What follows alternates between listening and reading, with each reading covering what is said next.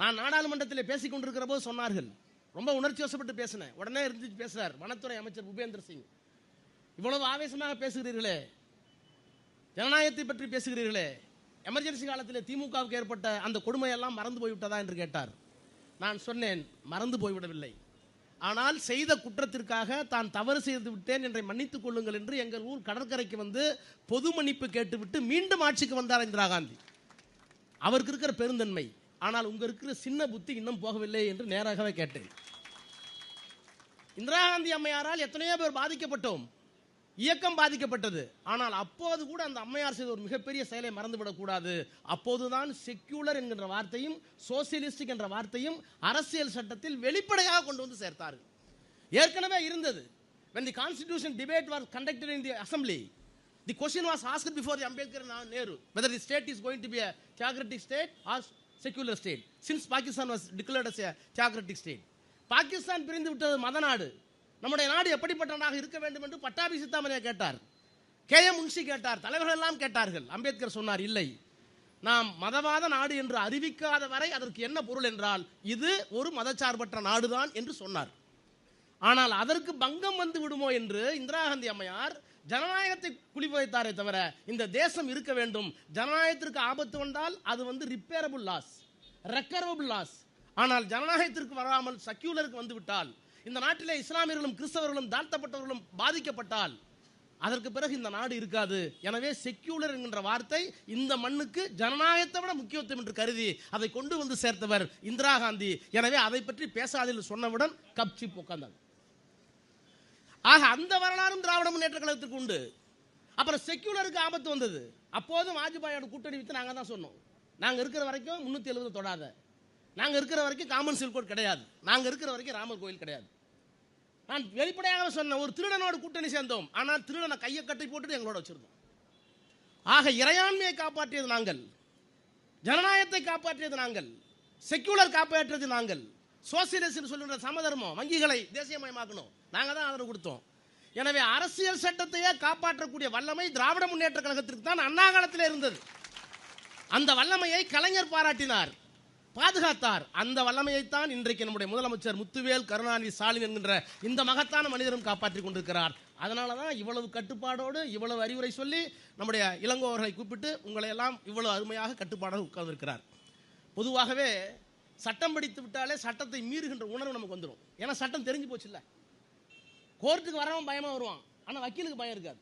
ஏன்னா since we are aware about the law, how to break itங்கிறது நமக்கு தெரியும். அப்போ உள்ள வரும்போதே ஒரு துணிச்சலோட திமிரோட தான் வரும். இப்போ என்ன உண்ணாவிரதம் போய் ஒரு டீ குடிச்சு வந்தேன்னா சுட்டுப்பட போறமான்னு.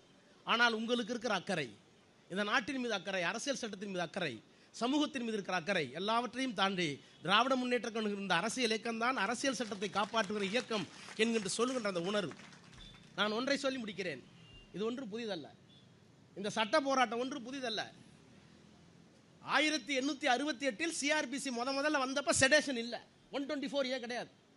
அதற்கு பிறகு இந்தியாவில் பல்வேறு இடங்களில், இந்தியாவில் மட்டுமல்ல வெள்ளைக்காரர்கள் ஆண்டு கொண்டிருந்த அந்த காமன்வெல்த் கண்ட்ரிகளில், பிரிட்டிஷ் ஆளுகைக்கு கீழே இருக்கிற எல்லா நாடுகளிலேயும் சுதந்திர போராட்ட வேட்கை உருவான போது தலைவர்கள் தோன்றினார்கள்.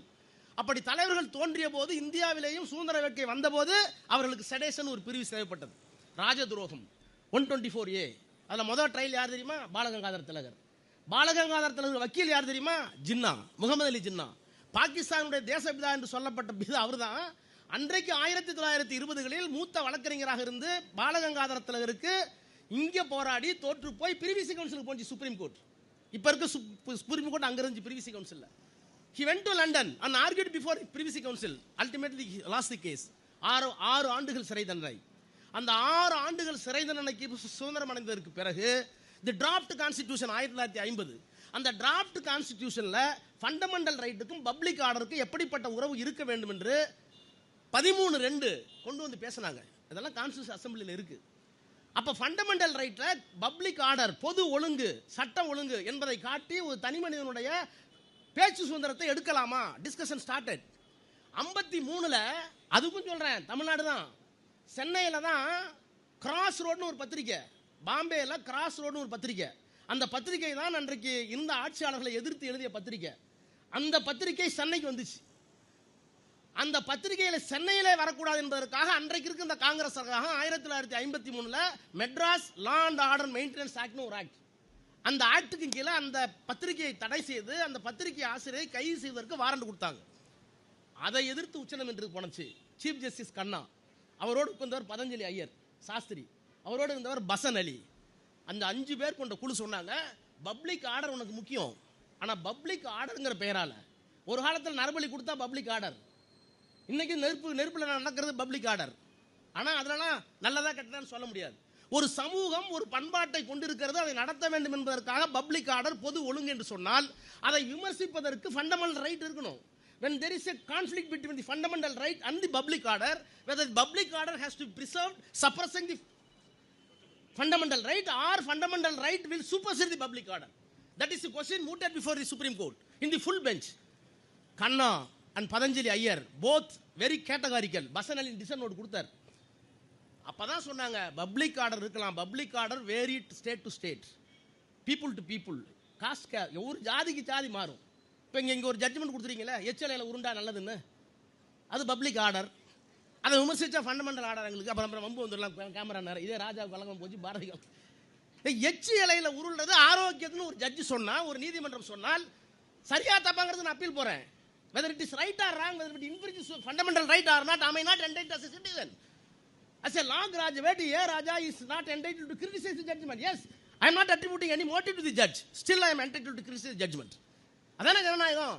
கொடுத்த நீதிபதிக்கு உள்நோக்கணும் சொல்லலை, ஆனால் அந்த நீதிமன்றத்தினுடைய தீர்ப்பு சரியா தப்பான்னு சொல்லக்கூடாதா? V.R. கிருஷ்ணய்யர் சொன்னார், உச்ச நீதிமன்றத்திலிருந்து சொன்னார், yes we are final, that does not mean we are infallible.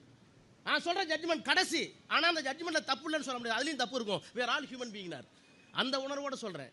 Fundamental ரைட்டுக்கும் public ஆர்டருக்கும் பிரிவேல் வந்தாக்க fundamental right தான் ஜெயிக்கணும்னு அன்றைக்கு உச்சநீதிமன்றத்தில் சொன்னார்கள். அப்புறம் 1961 திருத்தினாங்க. 63 எதுக்கு சொல்ல வரேன்னா, 63 இல்லை ஃபண்டமெண்டல் ரைட்டையும் சப்ரஸ் பண்ணலான்னு ஒரு அமெண்ட்மெண்ட் கொண்டு வந்தப்போ தான், திமுகவை தடை செய்ய வேண்டும் என்று ஒரு சட்டம் கொண்டு வந்தப்போ தான் அண்ணா பேசினார் நாடாளுமன்றத்தில். எங்களை எதிர்ப்பதற்காக, எங்களை ஒழிப்பதற்காக, எங்கள் குரல் வலையை நசுக்குவதற்காக இந்த அமெண்ட்மெண்ட்டை கொண்டு வந்திருக்கீங்க. Take it granted, நாங்கள் தனித்தமிழ்நாட்டெல்லாம் கைவிட்டுட்டோம். ஆனால் if you are continuing such a legal repercussions, take it granted, we will be the next ruling party in Tamil Nadu. அண்ணா சொன்னார் 63. நாங்கள் கைவிட்டு விட்டோம், ஆனால் இந்த மாதிரி சட்ட நெருக்கடி எங்கள் மீது திணிப்பீர்களே ஆனால் எழுதி வைத்துக் கொள்ளுங்கள், தமிழ்நாட்டில் நாங்கள் தான் அடுத்த ஆட்சியாளர்கள். நான் இங்கே சொல்ல வருவது, எல்லா சட்டத்தையும் என்ன பேசிட்டார், பாரதி பேசிட்டார், சிதம்பரம் பேசிட்டார், எல்லாரும் பேசிட்டார். திரும்ப திரும்ப இந்த தவறுகளை மோடியும் அமித்ஷாவும் இந்த அரசாங்கம் செய்யுமானால் எழுதி வைத்துக் கொள்ளுங்கள், இந்த 3 சட்டமே இந்த ஆட்சியை மாற்றுவதற்கான ஒரு காரணியாக அமையலாம், அல்லது அரசியலில் ஒரு மிகப்பெரிய பிரளயத்தை ஏற்படுத்தலாம். அந்த பிரளயத்தை ஏற்படுத்தக்கூடிய இயக்கம் திராவிட முன்னேற்ற கழகம். அந்த வல்லமை முத்துவேல் கருணாநிதி ஸ்டாலின் என்கிற இந்த மகத்தான தலைவரிடம் இருக்கிறது. அவர் கையிலே இருக்கிற படைக்கலனாக இருக்கிற சிவாவாக இருந்தாலும், இளங்கோவாக இருந்தாலும், நானாக இருந்தாலும், பாரதியாக இருந்தாலும், அவர் என்ன உத்தரவிடுகிறாரோ அதை நிறைவேற்றும் இடத்திலே உங்களோடு சேர்ந்து நாங்களும் இருப்போம் என்று உங்களை எல்லாம் வாழ்த்தி இந்த உண்ணாவிரத்தை முடித்து வைக்கிறேன். நன்றி, நன்றி, நன்றி, வணக்கம்.